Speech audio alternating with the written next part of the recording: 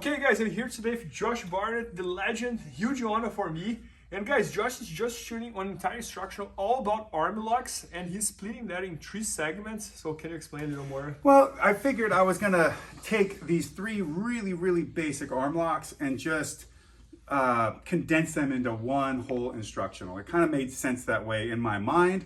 Plus, I feel like the cross arm breaker, cross arm bar, the Juiz de Fora is a bit dissimilar from these other locks where we're not actually exerting our body, our legs, and extending ourselves this way. We're mainly sticking with the top. We're sticking with top wrist lock, Americana, straight arm lock, and the Fujiwara, aka the Wakigatame, where we're really just isolating the arm with our hands. We're not so much putting our legs across. So in the future, we'll do one on the cross arm bar, which is, it is a hold used in catch. And you can find all kinds of old plates from back in the 20s, 30s, 40s of people using this hold. So, grappling is grappling everywhere around the world. But let me show you something from the Fujiwara Armbar. There you go.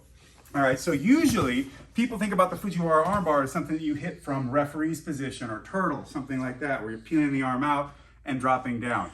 And hey, nothing wrong with that. It's great there. And Yoshiaki Fujiwara made a whole career out of that. But there are other ways to set this hold up. And since we already went over a little bit of stuff with the top wrist lock going into the short arm scissor, well, there's another option here. And that is, as I'm going for this top wrist lock, sometimes people will pull their arm in and they'll start to bridge into you, right? So what I'll do is I'll take that arm with me and extend it out. I'll turn you this way, Bernardo. Okay. So he's already giving you this force. As he drives in, we ride with it. And I need to reach down at the long end of the lever and extend this arm out. I'm just basically trying to take Bernardo, take his energy, and pull him, so that I can extend his arm and make it so that it's by itself. So as he starts bridging, I turn and I'm bringing this arm close to me, and I'm also trapping. Because if I leave any space, not only will he put his hands in there and start messing with my lock, this arm will have the ability to rotate a lot more too. So I'm trapping and pinching, and I'm helping move him further and further away. Then, to get my finish, my ass has to come up off the floor. Now, I'm not even putting the arm lock on him, but what I'm doing is I'm dropping my weight through here, which helps pin him. But what it also does is it makes it so I have a shearing force against the joint. Even though I'm not directly putting a fulcrum right here, it's hitting my chest and ribs, which is keeping it in place. My weight shears down through the shoulder here, and after the hot pot I had last night, there's a lot of it. While I'm elevating this arm up. And in between the two, my chest and armpit keep it from going any higher. If I'm not putting weight there, I'm just lifting his arm, look, there is no pressure on Bernardo. And if I keep going, maybe eventually, but that's way too much time and space. There's no way Bernardo, let alone a white belt, would sit there and let me do that. So I have to stretch this thing out, spread my base with 3 hours of time, like Wade Chalice teaches, pinch, and drop my weight. Oh my God. Through Bernardo. Sorry, Bernardo. sorry. No, that's awesome. That's awesome. Good to go. We're here, Boom, we're going for this. He's giving that pressure. I take it. Extend that arm, extend it. Don't stop that force.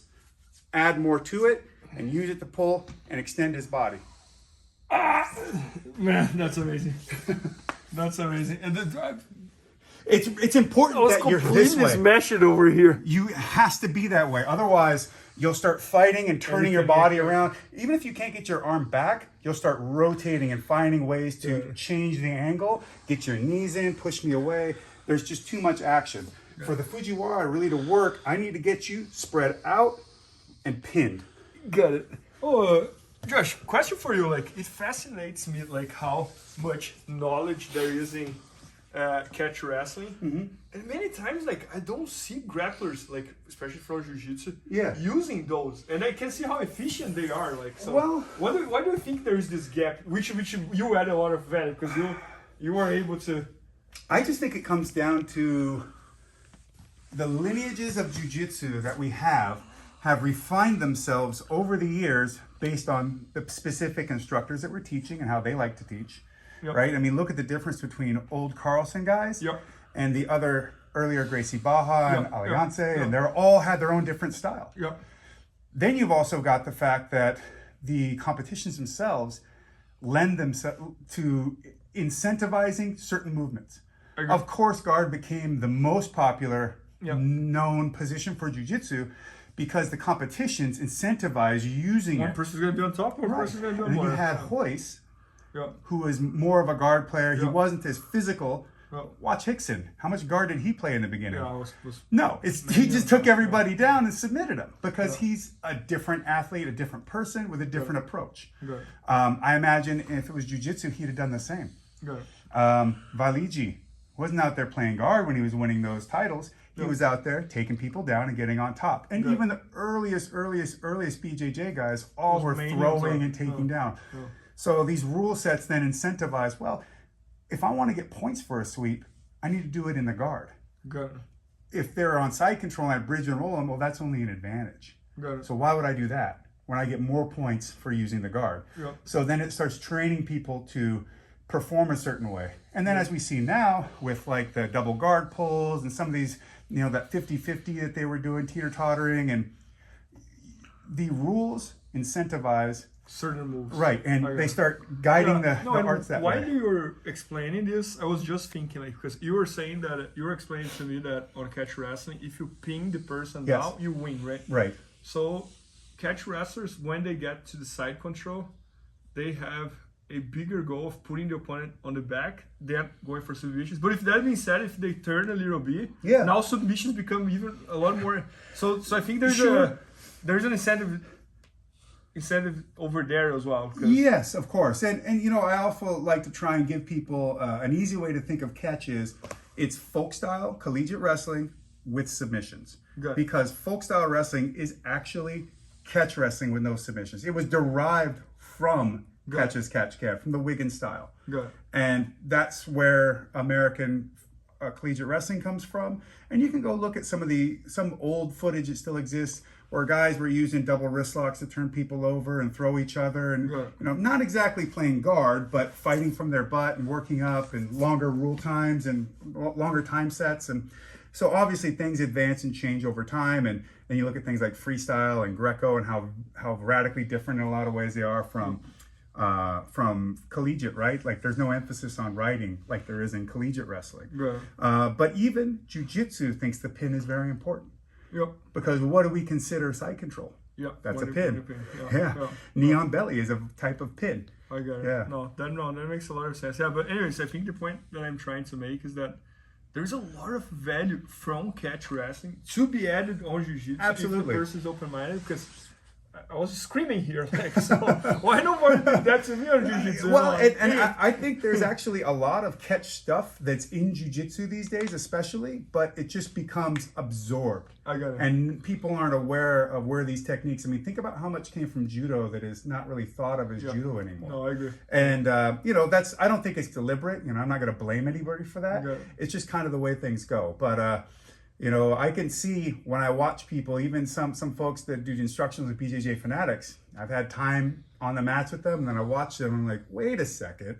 But in some way, honestly, it makes me really happy that people think, oh, they see what I'm doing here, and they understand it. They go, I can make that work. Actually, that's a really great idea. I got it. And, at the end of the day, yes, I want to make sure that catch has its own thing and that it exists.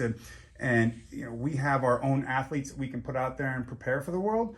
But it makes me happy to see even jiu-jitsu, even if it's not aware of it, taking these ideas and fighting word in general is getting better because everybody's training. Of course. I mean, just look at catch wrestlers and the shoot wrestlers were doing the leg locks for decades.